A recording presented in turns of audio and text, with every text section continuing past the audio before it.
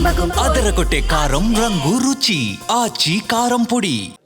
10 ఏళ్ళు కేసీఆర్ గారి నాయకత్వంలో అనుక్షణం తెలంగాణ రాష్ట్రం కోసం, తెలంగాణ రాష్ట్ర అభివృద్ధి కోసం వివిధ హోదాల్లో పరిశ్రమల శాఖ మంత్రిగా, టెక్నాలజీ రంగానికి మంత్రిగా, అట్లాగే మున్సిపల్ వ్యవహారాల మంత్రిగా అనుక్షణం ప్రజల కోసం పనిచేశాం తప్ప, రాష్ట్రం కోసం పనిచేశాం తప్ప ఎన్నడూ కూడా తప్పుడు పనులు పొరపాటును కూడా చేయలేదు. మా కేసీఆర్ గారు ఎప్పుడు ఒకటి చెప్తా ఉంటారు, రాజకీయం అనేది గేమ్ కాదు, మనకు సంబంధించినంత వరకు మనం తెచ్చిన ఈ రాష్ట్రంలో మనకు ఒక టాస్క్ అని.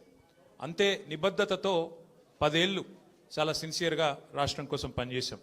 అన్ని రకాలుగా మా నియోజకవర్గాలను ఎట్లా బాగు చేయాలి, మా జిల్లాలు ఎట్లా బాగు చేయాలి, మన పల్లెలు ఎట్లా బాగుండాలి, ఏ టాస్క్ మాకు మా నాయకుడు ఇస్తే, ప్రజలు ఇస్తే దాని నిబద్ధతతో తెలంగాణని గొప్పగా తీర్చిదిద్దేదానికి తాపత్రయపడుతూ అందరం కూడా సమిష్టిగా పనిచేసినాం. మేమెన్నడూ టైంపాస్ కార్యక్రమాలు చేయలేదు.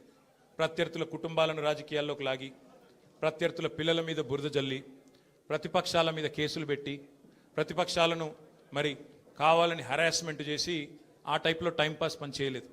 మా నాయకుడు గొప్పతనం ఏంటంటే ఇవ్వని వాగ్దానాలను కూడా నెరవేర్చిన నాయకుడు కేసీఆర్ గారు. మేనిఫెస్టోలో చెప్పని హామీలను, మేనిఫెస్టోలో ఇవ్వని వాగ్దానాలను కూడా నెరవేర్చిన నాయకుడు కేసీఆర్ గారు. ఒక రైతు బంధు అయితేనేమి, ఒక కళ్యాణ లక్ష్మి అయితేనేమి, ఒక కేసీఆర్ కిట్ అయితేనేమి, ఇట్లా చెప్పుకుంటూ పోతే 1-2 కాదు, ఎన్నో కార్యక్రమాలు మేము మేనిఫెస్టోలో చెప్పలేదు.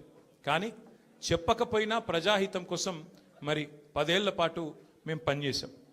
ఇవాళ బాధ అనిపిస్తున్నది, ఎంక్వైరీలతో కాదు, ఎంక్వైరీలకు భయపడేటోడు ఎవడు లేడు, బాధపడేటోడు ఎవడు లేడు. కానీ ఇవాళ ఇంత కష్టపడి మరి కేసీఆర్ గారి నాయకత్వంలో ప్రజలు సాధించుకున్న ఈ రాష్ట్రంలోని పరిపాలన పిచ్చోడి చేతిలో రాయిలాగా మారిపోయింది.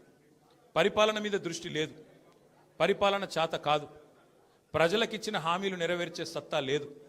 అసమర్థుడి జీవనయాత్రలాగా ఈ 2 ఏళ్ళు ఏదో నెట్టుకుంటూ టైంపాస్ చేసుకుంటూ వచ్చినారు. ఒక్కొక్క రోజు ఒక్కొక్క డ్రామా. కొన్ని రోజులు కాళేశ్వరం పేరిట డ్రామా, కొన్ని రోజులు గొర్రెల స్కామ్ అనే డ్రామా, కొన్ని రోజులు ఫార్ములా ఈ పేరిట డ్రామా, మరికొన్ని రోజులు ఫోన్ ట్యాపింగ్ అని చెప్పి డ్రామా. ఇవాళ ఒక బాధ ఎక్కడ అనిపిస్తుంది అంటే, చదువు, సంస్కారము, మర్యాద, హుందాతనం ఉన్న ఒక పార్టీ నాయకుడిగా నేను చేసే విజ్ఞప్తి, నేను చేసే ప్రార్థన ఏంటంటే, ఈ పుట్టిన మట్టి సాక్షిగా, అంతరాత్మ సాక్షిగా అక్రమ అనైతిక పనులు నేనెన్నడూ కూడా చేయలేదు అనే మాట స్పష్టంగా చెప్తా ఉన్నా. ఈ రెండేళ్లలో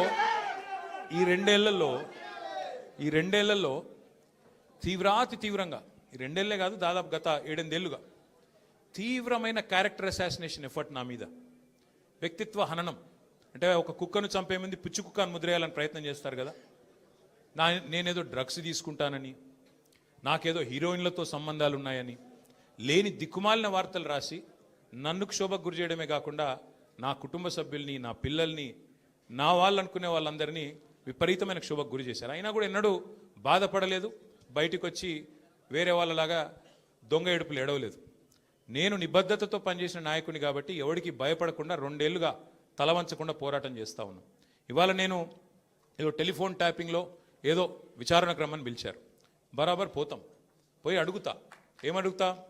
ఏం తప్పు చేసింది మా ప్రభుత్వం అని అడుగుతా, ఎక్కడ తప్పు జరిగింది అని అడుగుతా. ఇవాళ వారు సమాధానాలు చెప్పాలి నాకు. గత 2 ఏళ్లుగా ఈ ఫోన్ ట్యాపింగ్ పేరిట ఒక డైలీ సీరియల్ మాదిరిగా, అంతులేని కథ మాదిరిగా లీకుల రూపంలో ఏదైతే మా వ్యక్తిత్వ హననం జరుగుతుందో దానికి బాధ్యులు ఎవరు అని అడుగుతా. ఎవరో హీరోయిన్ల ఫోన్లు ట్యాప్ అయినాయని మీరే ఒక 2 నెలలు నడిపిస్తారు డ్రామా.